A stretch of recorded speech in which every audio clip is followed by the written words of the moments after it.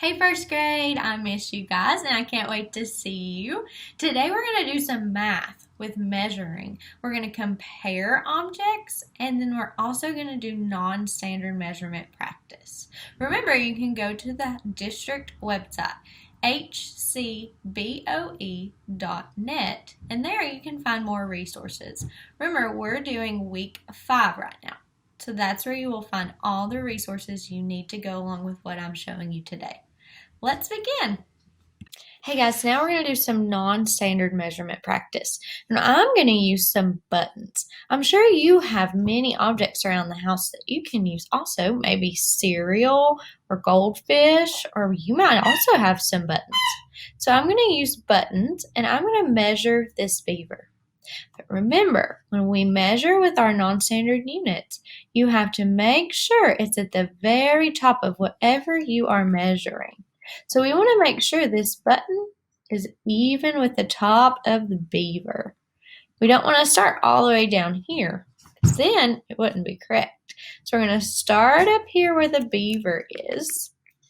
And I'm going to drag my buttons, make sure they're not overlapping like that, or that there's a bunch of space in between it. We want to make sure that they're right where they need to be. Let's see how many buttons it's going to take to measure the beaver. So let's count. How many buttons do I have? 1, 2, 3, 4, 5. So how many buttons tall is the beaver? We got 5. Awesome job, guys. Let's try another one.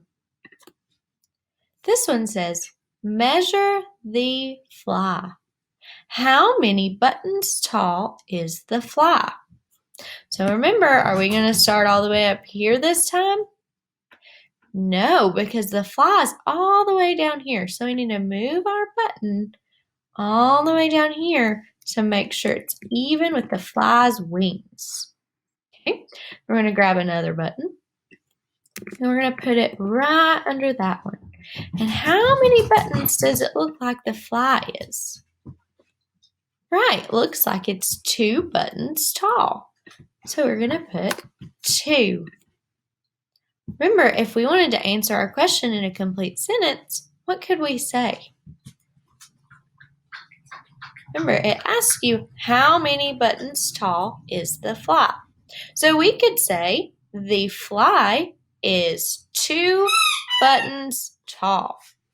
Good job, guys. Hey guys, so we're going to do some measurement and compare objects from longest to shortest. So we have an ant, a rock, and a snail. We're going to put them from the longest to the shortest. So remember, the longest is the farthest apart. Shortest would be the closer to get. Okay, so which one of these would be the longest? Right, the snail. So we're going to put the snail right here. What would be the next longest? These look pretty similar, don't they? So we could put this one on top of this one and then see, oh, I think the rock would be longer than the ant, right? So we'll put the rock here. And then the ant is our shortest. So we just put those objects in order from longest to shortest. Let's try another one. Now we're going to put these 3 objects. We have a rake, a limb, and a worm.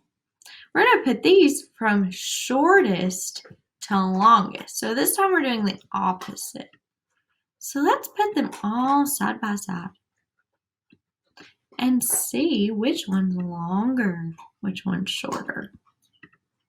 Which one looks the longest?